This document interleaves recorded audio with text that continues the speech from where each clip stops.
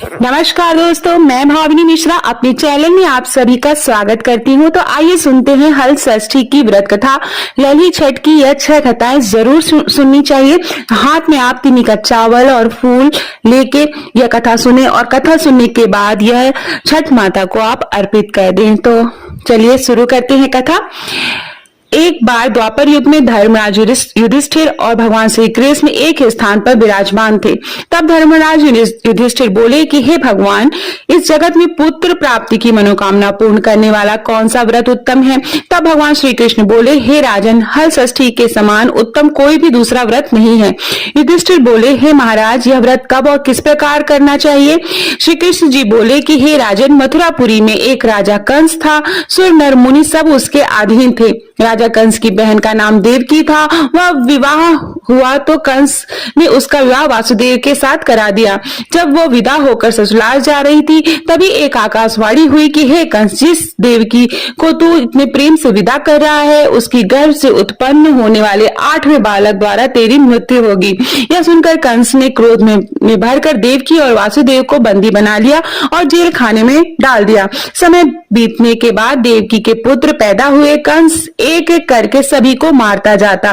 जब देवकी के 6 पुत्र मारे गए, तब एक दिन देवलोक से महामुनि नारद देवकी से मिलने जेल खाने पहुंचे और उन्हें दुखी देखकर कारण पूछा। देवकी ने रोते हुए सारा हाल बताया। तब नारद जी ने कहा कि बेटी दुखी मत हो, तुम श्रद्धा और भक्ति पूर्वक हल षष्ठी माता का व्रत करो, जिससे तुम्हारे सारे दुख दूर हो जाएंगे। तब देवकी माता ने की महिमा नारद जी बोले कि देवकी, मैं तुम्हें एक पुरातन कथा सुनाता हूँ, ध्यान से सुनो। तो आगे जो कथाएं होंगी वह 6 कथाएं अलग अलग है। तो मैं पहली कथा सुनाने जा रही हूँ। बहुत समय पूर्व चंद्रव्रत नामक एक प्रतापी राजा था, जिसका एक ही पुत्र था। राजा के नगर के समीप एक तालाब खुदवाया, परंतु उसमें जल नहीं रहता था। कितना भी जल भर जाए तुरंत ही सूख जाता था। जलहीन तालाब को देखकर नगरवासी राजा को कोसते थे। राजा सदैव दुखी रहते और कहते थे कि मेरा धन और धर्म दोनों ही नष्ट हो गया। एक दिन स्वप्न में वरुण देव ने राजा से कहा कि हे राजा, यदि तुम अपने पुत्र की बलि दोगे तो तालाब जल से भर जाएगा। प्रातः काल राजा ने स्वप्न की बात दरबार में बताई और कहा कि मैं अपने इकलौते पुत्र का बलिदान नहीं कर सकता, चाहे तालाब में पानी रहे या न रहे।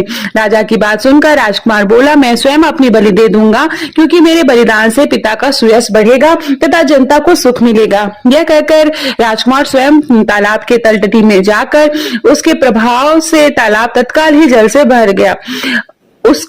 उसमें कमल के पुष्प खिल गए और सभी जल जंतु बोलने लगे। राजा ने यह समाचार सुना तो बहुत दुखी होकर वन को चला गया। वन में 5 स्त्रियां हल षष्ठी माता की पूजा कर रही थी।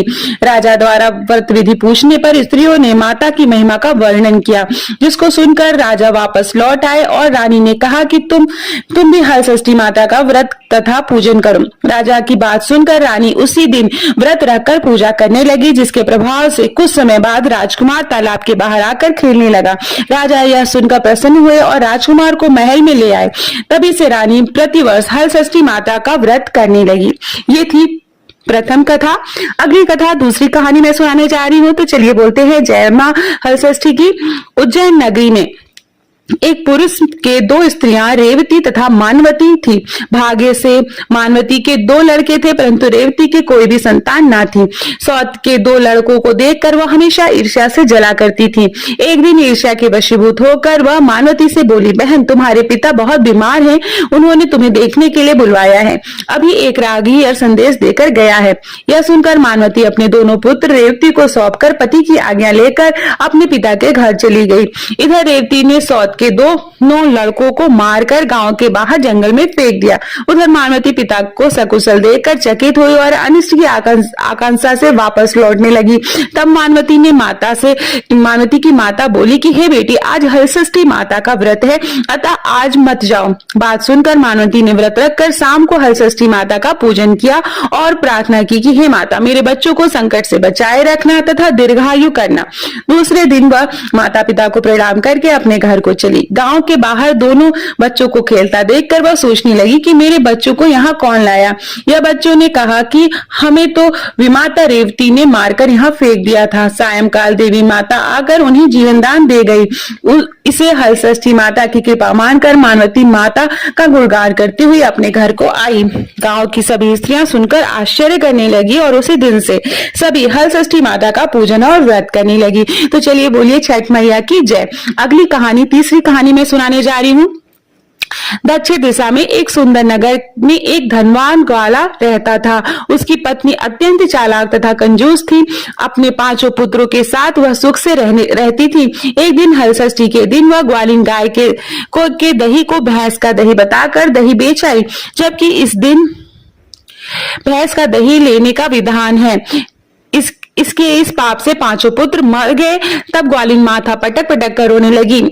इतने में उसकी एक पड़ोसन ने आकर कहा, हालचाल पूछा। उसने रोते हुए सारी बात बताई और बोली, ग्वालिन तुम तुरंत ही सभी के घर जाकर वह दही वापस लेकर भैंस का दही देकर आओ।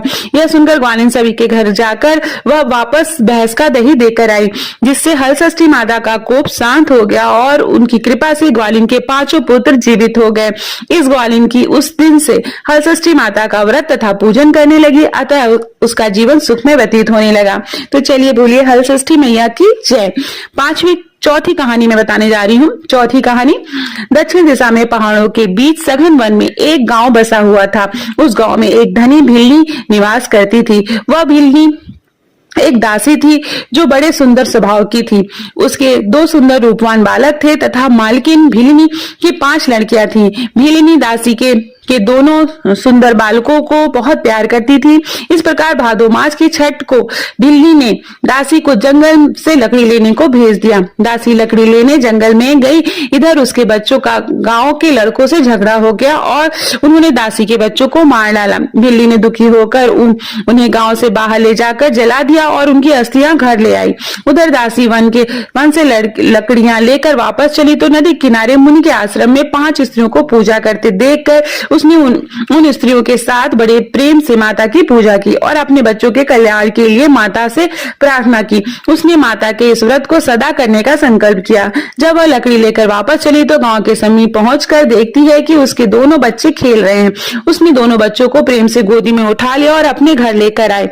मालकिन भिल्ली ने यह देखकर चकित होकर पूछा कि तब दासी ने माता के व्रत तथा पूजा का सब हाल कह सुनाया। माता के व्रत का प्रभाव देखकर मालकिन ने भी व्रत करने का संकल्प किया और सुखी हो गए। तो चलिए बोलते हैं जय हलषष्ठी मैया की जय। 5वीं कहानी मैं सुनाने जा रही हूँ। 5वीं कहानी, दक्षिण दिशा में एक अति सुंदर नगर था। उस नगर में एक धनवान बनिया रहता था। उसकी पत्नी बहुत उत्तम स्वभाव की थी, किंतु उसके पूर्व जन्म के पाप के कारण उसे 6 पुत्र हुए, परंतु एक भी जीवित न रहा। इससे दुखी होकर वह वन में चली गई। वन में उसे एक तपस्वी मुनि मिले। वैश्य की पत्नी रोती हुई मुनि के चरणों में गिर पड़ी। मुनि ने के पूछने पर उसने दुख का कारण बताया। मुनिराज ने ध्यान लगाकर उसके बालक को वरुण, कुबेर, इंद्रलोक में खोजा, परंतु बालक नहीं मिला। तब वह समाधि लगाकर ब्रह्मलोक गए और वहां एक बालक दिखाई दिया। मुनि ने कहा, हे बालक, तुम्हारे वियोग से तुम्हारी माता मृत्युलोक में तड़प कर रही है, इसलिए तुम मेरे साथ चलो। यह सुनकर बालक बोला, हे मुनिराज, मैं कई बार गया और वापस आ गया हूँ। अब गर्भ में दुख से मैं दुखी हूँ। अब मैं नहीं जाऊंगा। मुनिराज ने उसे समझाया, परंतु वह तैयार नहीं हुआ। मुनिराज से बोला, उसने कहना कि वह मुझे पाने के लिए हलषष्ठी माता का व्रत करे और व्रत के प्रभाव से मैं उत्पन्न होने पर मेरी पीठ पर पोता से प्रहार करे और इस क्रिया से मैं दीर्घायु हो जाऊंगा। यह सुनते हैं मुनि की समाधि खुल गई और उन्होंने सामने बैठी वैष्णव पत्नी को पुत्र का संदेश कह सुनाया। वह संतुष्ट होकर घर वापस आई और समय आने पर हलषष्ठी व्रत किया। पुत्र रत्न उत्पन्न होने पर उसने पूजा के अंत में बालक की पीठ पर पोता मारा, जिसके प्रभाव से वह दीर्घायु हो गया। अब वह वणिक पत्नी के सदैव हलषष्ठी माता के व्रत करने का संकल्प लेकर सुखपूर्वक खूबसूरत जीवन व्यतीत करने लगी। तो बोलिए हल षष्ठी मैया की जय। छठवीं कहानी मैं सुनाने जा रही हूँ। प्राचीन काल में सुभद्र नामक एक राजा था। उसकी पत्नी का नाम सुवर्णा था। उसके हस्ती नामक यह प्रतापी पुत्र था जिसने अपने नाम से हस्तिनापुरी बसाई थी। एक दिन राजा का लड़का अपनी धाय के साथ गंगा स्नान को गया। वहां उससे एक गाहर ने निगल लिया। यह सुनकर सुवर्णा अत्यंत दुखी हुई और उसने क्रोध में धाती के पुत्र को भार की धधकती अग्नि में डलवा दिया। धाती पुत्र शोक में निर्जन वन में जाकर एक शिव मंदिर में जाकर शिव पार्वती व गणेश की उपासना करने लगी। वह प्रतिदिन धान व महुआ खाकर समय बिताती। व्रत के प्रभाव से भाद्रपद कृष्ण पक्ष के एक दिन उसका लड़का अग्नि से निकल कर आया। राजा रानी बाहर से लड़के को जीवित निकलता देखकर आश्चर्य करते हुए पंडितों से उसके जीवित निकलने का कारण पूछने लगे। तभी इस रहस्य को बताने के लिए शिव जी की आज्ञा से दुर्वासा ऋषि वहां आए। राजा रानी ने उसका स्वागत किया और लड़के के जीवित निकलने का रहस्य बताया। दुर्वासा ऋषि बोले, राजन, यह धाती ने वन में नियम पूर्वक श्रद्धा से भगवान शंकर, पार्वती, गणेश, कार्तिकेय का पूजन किया है। इसके प्रभाव से ही इसका लड़का जीवित हुआ है। आप भी यह व्रत किया करे। राजा रानी दुर्वासा ऋषि को विदा करके धाती के पुत्र के पास गए। उन्हें वहां कुश पर बैठे पलाश के नीचे शिव जी का पूजन करते देखा तो उसने अपनी मां धाती से मिला दिया। धाती ने राजा को बताया कि आपसे भयभीत होकर जिस दिन मैं वन में आई थी तब से मैं केवल वायु भ्रमण करते हुए शंकर, भगवान पार्वती, गणेश और कार्तिकेय के पूजन में लगी रहती थी। एक दिन रात में शिव जी ने स्वप्न में कहा कि तुम्हारा लड़का जीवित हो जाएगा क्योंकि तूने श्रद्धा सहित व्रत पूजन किया है। तुम्हारी रानी भी यह व्रत करे तो उसका लड़का भी मिल जाएगा और उसके लड़के और भी लड़के होंगे। यह सुनकर राजा रानी ने श्रद्धा भक्ति सहित यह व्रत किया और इसके प्रभाव से राजा का लड़का गांव के मुंह से जीवित निकल आया। फिर व्रत के प्रभाव से राजा के और भी पुत्र हुए और राज्य में सुख शांति छा गई। उसके राज्य के अनावृष्टि, दुर्भिक्ष, महामारी सदा के लिए समाप्त हो गई। इन कथाओं को सुनकर देवकी ने तो इस तरह से छठी कथा भी समाप्ति होती है। इन कथाओं को सुनकर देवकी ने नारद जी से तथा युधिष्ठिर ने श्री कृष्ण जी से पूछा कि इस व्रत का विधान क्या है। तब नारद जी ने देवकी से तथा श्री कृष्ण से युधिष्ठिर के साथ भादो मास की कृष्ण पक्ष की पंचमी के दिन यह व्रत करने का संकल्प कर दिन में एक दिन भोजन करें। छठ के दिन घर की सफाई कर आंगन में गोबर से लीप कर शुद्ध करें। नदी, तालाब और कुएं के जल में स्नान कर एक बार धुला हुआ कपड़ा धारण कर सौभाग्य से समस्त श्रृंगार से सुसज्जित होकर दोपहर के बाद सुंदर स्थान पर गौ के गोबर से लीप कर चौक बनाकर हलषष्ठी माता की मूर्ति बनाएं या कागज या भैंस से घी के सिंदूर मिलाकर मूर्ति बनाकर पीठा या कुश या पलाश के पत्ते के आसन पर स्थापित करें और पूर्व मुख होकर पूजा करें। पूजा के स्थान पर बच्चों के खिलौने तथा पोता रखें। कलश तथा गणेश जी की पूजा करके श्रद्धा के साथ हलषष्ठी माता की पूजा करें। कृत्रिम तालाब बनाकर उसमें जल देवता वरुण जी का पूजन कर व्रत की कहानियां पढ़ें और सुने।